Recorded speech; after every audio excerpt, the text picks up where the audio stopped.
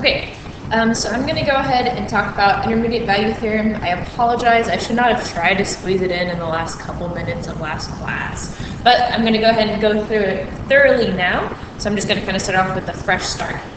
So intermediate value theorem, you're going to want to write down these notes. So we have intermediate value theorem, intermediate value theorem. And on AP, like we said, we can abbreviate this as IVT. All right, so intermediate value theorem is one of what we call existence theorems. And so we have a few existence theorems in calculus. And these existence theorems tell us that at least one number exists. It doesn't tell us how to find that number, but it guarantees that at least one number exists. There might be more than one, but again, it guarantees at least one. And so every time I kept saying guarantee to myself, I kept thinking of this guy that my dad used to watch who would cook food on the PBS channel, and he would say, I guarantee it. So just for your viewing pleasure, we have here Justin Wilson, apparently is his name. Guarantee. Isn't that a beauty? Isn't that a beautiful red snapper? Hello there, boy. Isn't that a beautiful red snapper? I guarantee that's a fine one. He would always say, guarantee. Or maybe you think more of this comes to memory. Feel as good in the evening as they do in the morning. You're going to like the way you look. I guarantee it.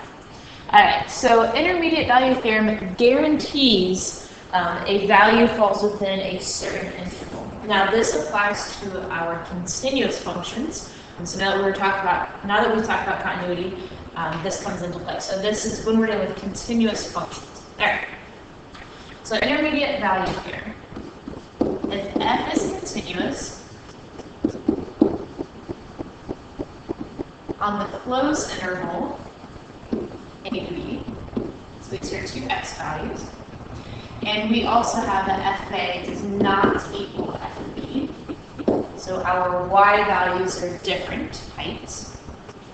Alright, so if our function is continuous on the closed interval a to b, and our endpoints are not the same height, and then we're investigating another y value. So k is any number between f of a and f of b.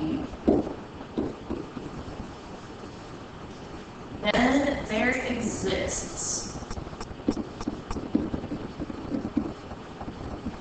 at least one number, we're going to call that C,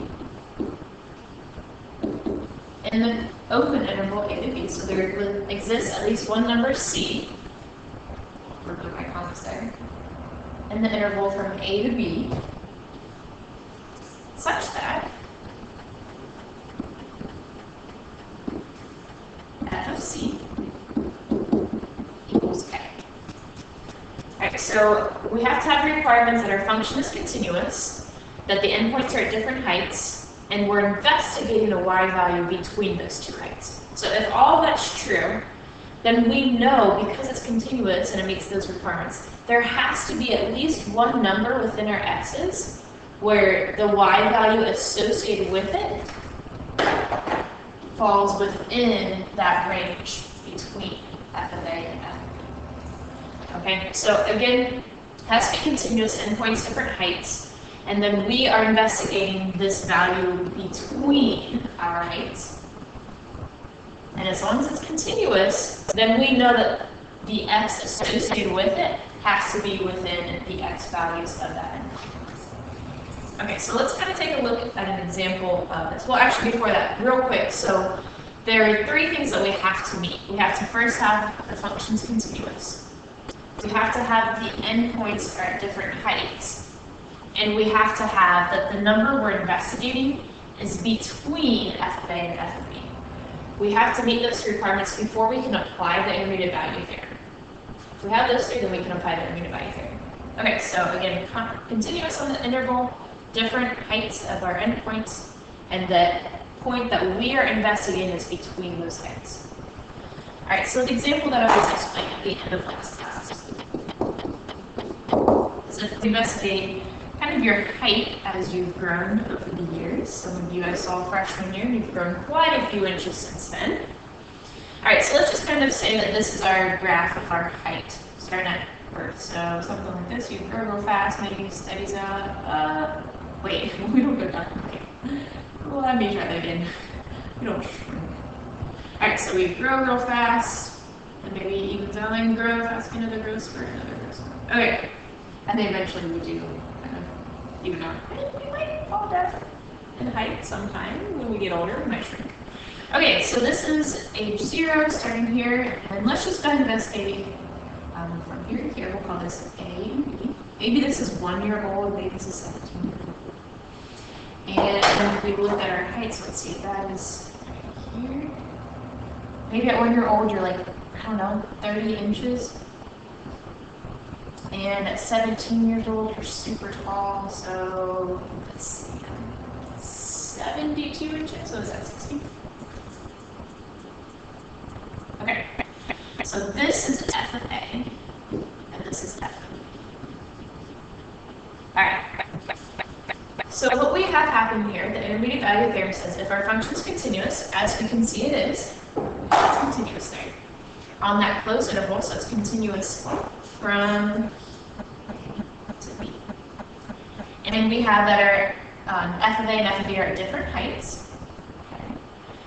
And so let's investigate, maybe we say, okay, how about at 4 feet? 4 feet, so what would that be, 48 inches somewhere within? So I say, hey, would there have been a time from 1 year old to 17 years old that you were 48 inches tall? And you say, yeah, of course, because I hit every single value from starting at 1 year old, 30 inches. I hit all of these values going all the way up to 72 inches. It's continuous, so I've hit all of these values. So since it is continuous, it must be that at some point in time, I hit that height of 48 inches. Who knows when that is? We're not sure. We just know that it did occur at some point between 1 year old and 17 years old. You had to hit that height of 48 inches. Since 48 falls between 30 and 72, and our function's continuous, you had to hit that height at some point between 1 year old and 17 years old. Okay, so that's what it's saying. There exists at least one number, C, on our interval such that the function value is 48. Okay. So again, it's continuous, so it has to hit every number between. So that's the idea of intermediate value there. If it's continuous, it hits every intermediate value between the beginning and the end. As long as those endpoints are different, we can guarantee that that y value was hit sometime within the x value range. All right. Now there is a special case and a certain case of the intermediate value theorem that's particularly helpful for us. I'm going to go ahead and draw that up here. And let's just say that our function looks like this. We'll say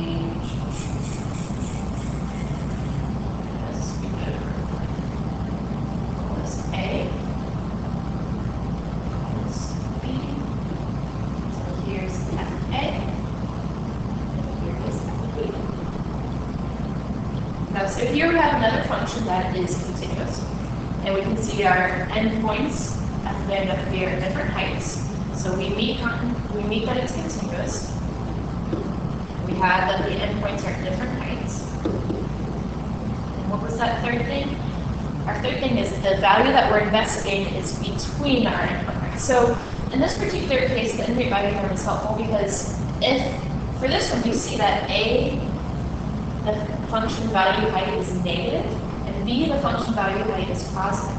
So if I go from a negative to a positive value, because it's continuous, I have to hit 0 at some point in time within there. And that's helpful for us to find out roots, or knowing that there is a root within our function. Alright, so the value that we're interested in would be 0. And for this one, we do have indeed that f of A is less than 0, which is less than f of B. So by intermediate value theorem, there must exist a function that I'm going to call C. There must exist a C on the interval from A to B, where f of C equals 0. Basically saying there must be a 0 within that interval from A to B.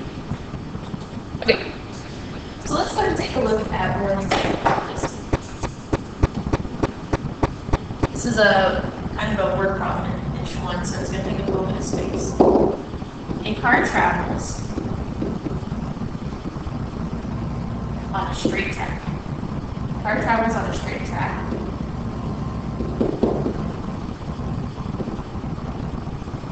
During the time interval,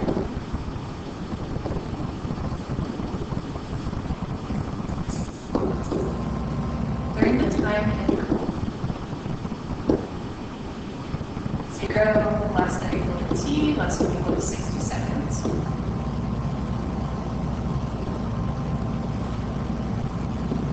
The car's velocity,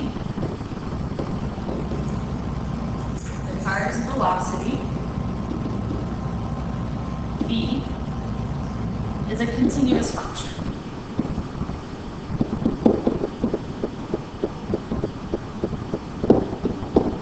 Taken below.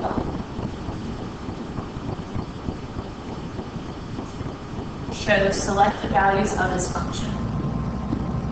Shows selected values of this function. So a lot of times with intermediate value theorem, the problem sometimes tells you to use it, sometimes it doesn't. On AP, they might give you first ones in which you have to infer that you need to use intermediate value theorem. So again, it's when we're looking to see if our function hits a certain y value at what time that occurs. Alright, so sometimes they give you a function, sometimes they just give you certain values of it. And this would be an example where I just a table of values. So here's time, here's my velocity, at 0, 20, 45, 60 seconds. And then our velocity is negative 20, negative 5, 5, 10. Okay. So we have a car traveling on a straight track. The velocity is a continuous function. It's going from 0 to 60 seconds. Okay, and we've got some information about it. So let's go ahead and look at part A. It says for 0 to 60, must there be a time? Must there be a time when v of t equals negative 3. Must there be a time that the velocity is negative 3? And next we'll actually talk about what that means with velocity being negative. Alright. So must there be a time when the velocity is negative 3? And of course, just justify or explain your reasoning.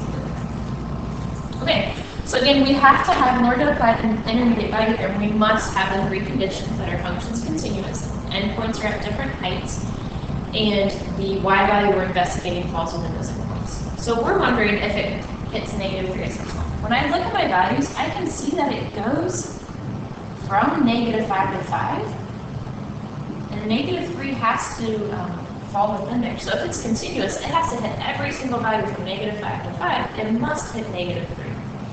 So it appears that intermediate value theorem applies and helps guarantee that. So let's go ahead and state that. So again, our function is continuous, so we must state that. So v is continuous. Our second condition, we must have the endpoints are at different heights. Now here, we could go ahead, since we know that 0, v of 0 is negative 20, or we know that v of 60 is 10. Those are different heights. Since we know that it occurs somewhere between 20 seconds and 45 seconds, we can go ahead and narrow down that window. It's usually in our best interest to do so, but you could leave it from 0 to 60, either way. So I'm going to go ahead and narrow down the window, so I have that v of 20 is negative 5, and v of 45 is 5. Okay, so I've got two different heights there. And what's the value that we're interested in? We are investigating negative 3. Does that fall between negative 5 and 5? Yeah, so let's go ahead and state that. Alright, so v of 20, which was negative 5, is the smallest, and then I have negative 3, and then v of 45, or velocity of 45 is the fastest. Honestly, you could combine requirements 2 and 3 together. You can say that v of 20, which is negative 5, is less than the one that we're interested in, which is less than our upper value, v of 45, which equals 5. You could combine those together and into that secret there. That would be fine. Okay, so it's continuous, endpoints are at different heights, and the value that we're interested in is between those two endpoint heights. Okay, so that means we can indeed apply an immediate value theorem. So we can apply an immediate value theorem, and it guarantees that value has to fall within our x values here, or rather our 2x. All right, so we have those requirements met. Therefore, by intermediate value theorem, there exists a time t, so there exists a time t, and we need to specify what interval is t on, all right? So intermediate value theorem says that our x values fall within our x value range. Now we narrow down the window, instead of 0 to 60, we narrow down to 20 to 45. So there is a time t where t falls somewhere between 20 and 45 seconds. We don't know exactly when, but we know it has to be within there. So there exists a time t, specify what that interval is, such that our velocity at that time, v of t, is indeed that negative 3. Okay, so intermediate value theorem says, hey, you've met those conditions of continuity, different endpoint heights. So thus, we know for sure that sometime between 20 and 45 seconds, our velocity is indeed negative 3. Okay, so that's a typical type of intermediate value theorem prompt. Check continuity, check the endpoints, and the value that we are investigating must be between those endpoint heights. If that's the case, then intermediate value theorem guarantees that there is a time within this interval where the velocity is indeed that negative 3. Okay. And then let's go ahead and take a look at part B. Part B says, is there a time that the car stopped? Is there a time that the car stopped?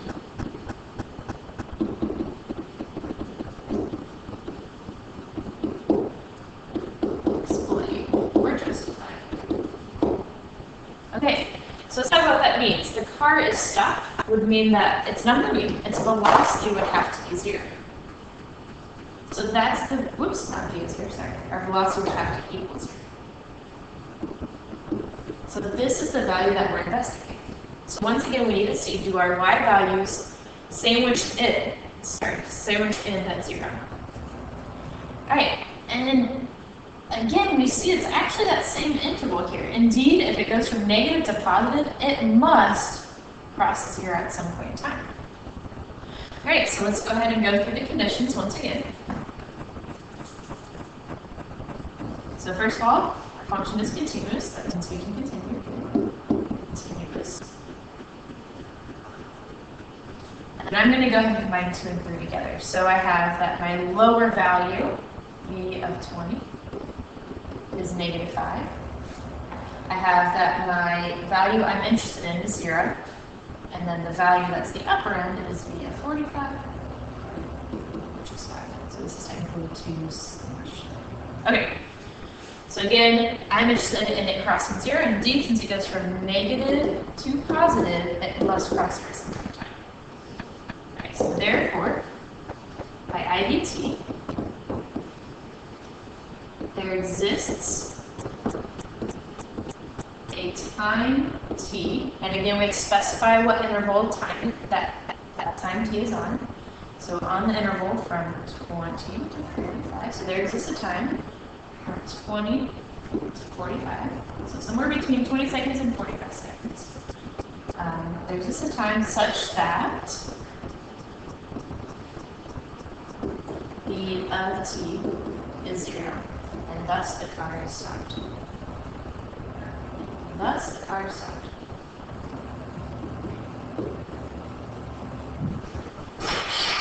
Alright. So we have then, again, there's a time between 20 and 45 seconds where the velocity has to hit zero, thus the entire cycle. Okay, so these are just a couple examples of intermediate value theorem.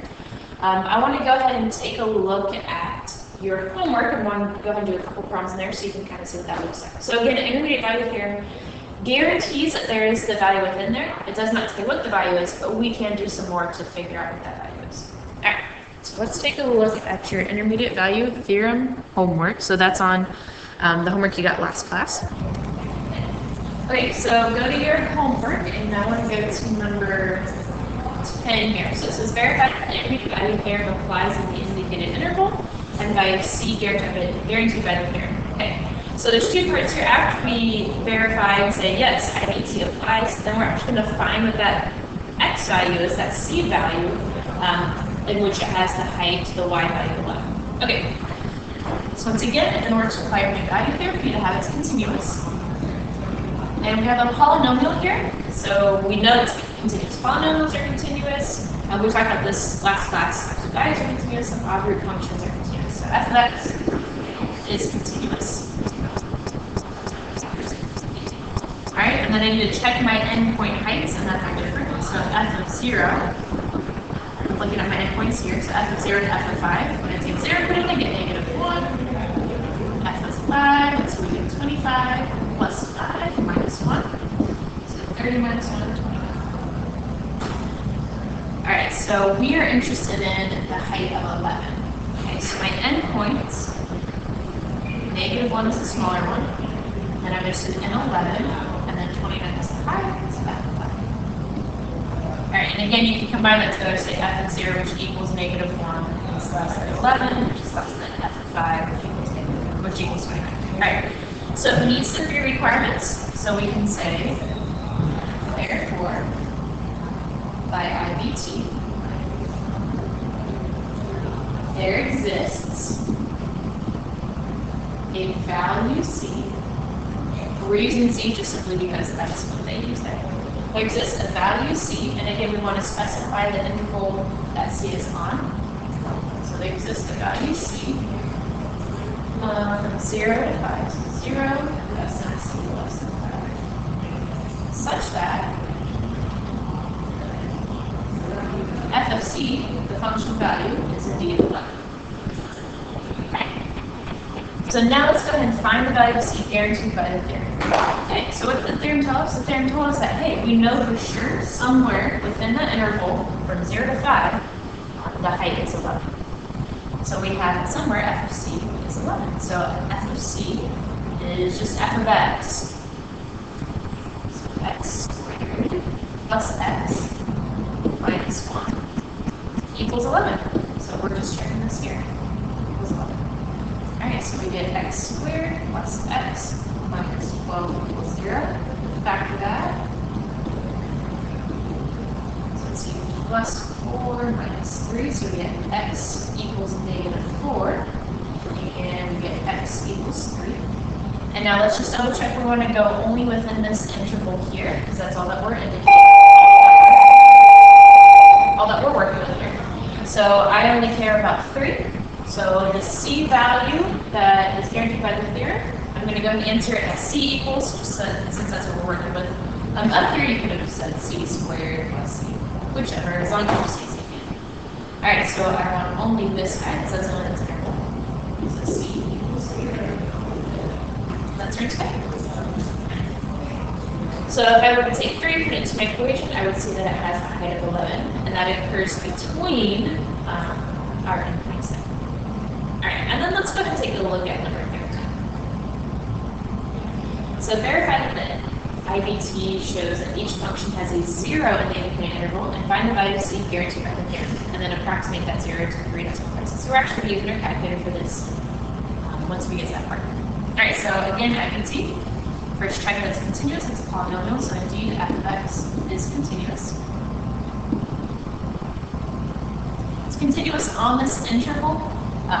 It's continuous everywhere, but it's continuous on that interval. If it's not continuous everywhere, like number 12, you want to specify that it is indeed continuous on the interval, if that is the case.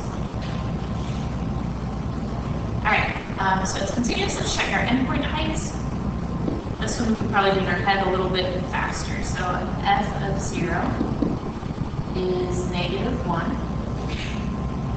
And then f of 1, 8 plus 2 plus 5 plus 1 plus 8 plus 6 plus 5. Let's go to the end.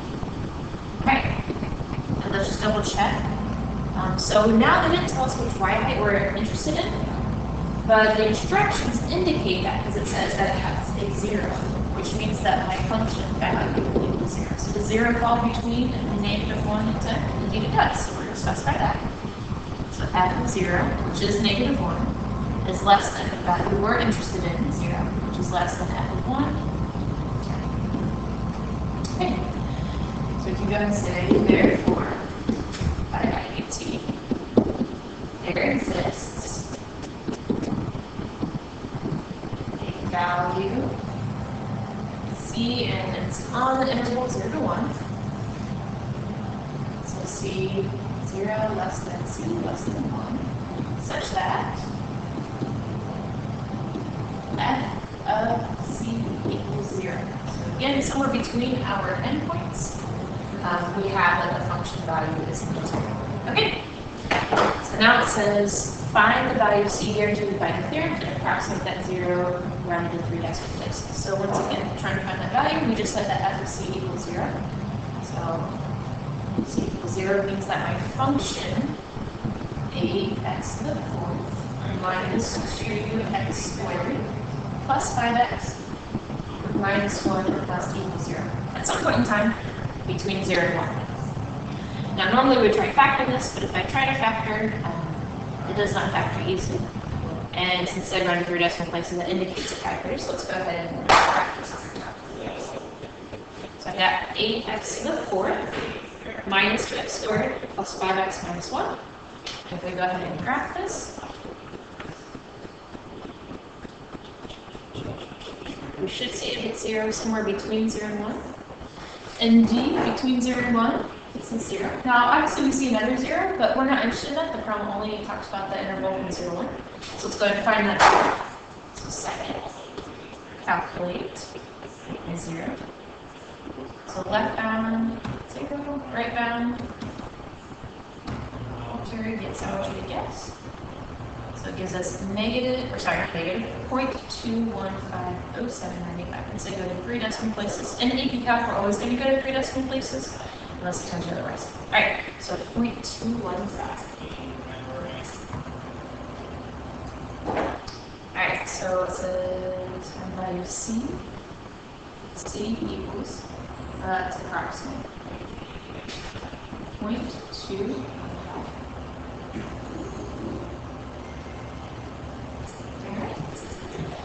So you're going to finish these other IVT problems now that I've already done a couple for you. You only have like 3 problems left.